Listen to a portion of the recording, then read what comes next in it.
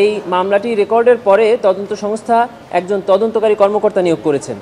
তদন্তকারী কর্মকর্তা নিয়োগ করার পরে ওনারা অলরেডি তদন্ত কাজ শুরু করেছেন। আমি ওনাদের সাথে কথা বলেছি। তদন্ত কার্যক্রম শুরুর প্রাথমিক কাজ হিসেবে ওনারা ঘটনার কালীন সময়ের যত পত্রিকা আছে সেগুলো সংগ্রহ করেছেন এবং পত্রিকাগুলো পর্যালোচনা করছেন বলে আমাদেরকে জানিয়েছেন।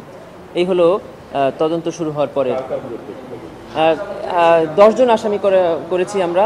তাতে প্রথম হয়েছে সাবেক প্রধানমন্ত্রী শেখ হাসিনা, দ্বিতীয় আছে সাবেক সেতুমন্ত্রী উবায়দুল কাদের, সাবেক স্বরাষ্ট্রমন্ত্রী আসাদুজ্জামান খান কামাল, আছে সাবেক আইসিটি প্রতিমন্ত্রী পলক, আছে সাবেক তথ্য প্রতিমন্ত্রী আরাফাত এবং পুলিশের আইজিপি, সাবেক আইজিপি এবং সাবেক ডিএমপি কমিশনার, সাবেক ডিবি প্রধান এবং সংগঠন হিসাবে বাংলাদেশ আওয়ামী লীগ, যুবলীগ এবং ছাত্রলীগ সহ আওয়ামী লীগের যত অঙ্গ সংগঠন, এদেরকেই আসামি করা হয়েছে। তদন্তকারী কর্মকর্তা যদি মনে করেন যে এই আসামিরা যদি স্বাভাবিকভাবে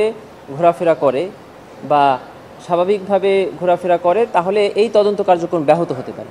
এটা ওনারা মনে করলে এই আসামিদের বিরুদ্ধে গ্রেফতারি ওয়ারেন্ট চেয়ে ট্রাইব্যুনালে আবেদন করতে পারেন। এটা যে তদন্ত শুরু হওয়ার পরেই যে কোনো সময় পারেন। যখন এটা করবেন সাথে সাথে তখন এটি ট্রাইব্যুনালের একটি মিস কেস নাম্বার পড়বে। আর যদি ওনারা এটা না করেন তাহলে ওনারা তদন্ত প্রক্রিয়া শেষ করবেন, তদন্ত প্রতিবেদন ট্রাইব্যুনালের চিফ প্রসিকিউটর বরাবর জমা দিবেন। তদন্ত প্রতিবেদন পেয়ে চিফ প্রসিকিউটর এটাকে একটি ফর্মাল চার্জ আকারে ট্রাইব্যুনালে দাখিল করবেন এবং ট্রাইব্যুনালে দাখিল করার সাথে সাথে বিচার কার্যক্রম শুরু হয়ে যাবে। এই অপরাধের শাস্তি মৃত্যুদণ্ড এবং ইতিমধ্যে ট্রাইব্যুনালে যে 56টি রায় হয়েছে তার বেশিরভাগই মৃত্যুদণ্ড হয়েছে।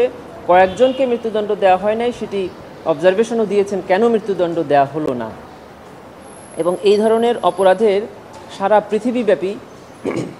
পৃথিবীব্যাপী এই অপরাধগুলোকে হেনিয়াস অফেন্স বলা হয়েছে, যে এটি একটি সাধারণ অপরাধ নয়, এগুলোকে বলে সিস্টেম ক্রাইম। কোনো টার্গেটেড পিপুলকে অ্যাট্রাক্ট করে যখন এই ধরনের হত্যাকাণ্ড চালানো হয়।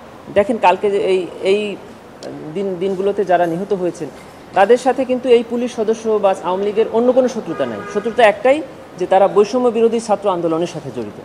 এই বৈষম্য বিরোধী ছাত্র আন্দোলনের একজন কর্মী বা সমর্থক হওয়ার কারণেই তাদেরকে অ্যাটাক করা হয়েছে।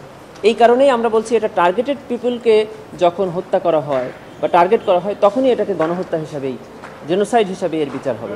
আমি আমার যে দরখাস্ত জমা দিয়েছি ট্রাইব্যুনাল তদন্ত সংস্থায়, সেখানে আমি বেশ কিছু পত্রিকার কাটিং দিয়েছি। তার মধ্যে একটি পত্রিকায় এভাবে নিউজ করা হয়েছে, একজন পুলিশ অফিসার স্বরাষ্ট্রমন্ত্রীকে ভিডিও দেখিয়ে বলছেন যে স্যার, যেটাকে গুলি করে মেরে ফেলি ও মরে যায়, কিন্তু ওর পাশেরগুলো আর যায় না, ওই পাশেরগুলোও দাঁড়িয়ে থাকে, কিভাবে এদেরকে সরিয়ে দিব।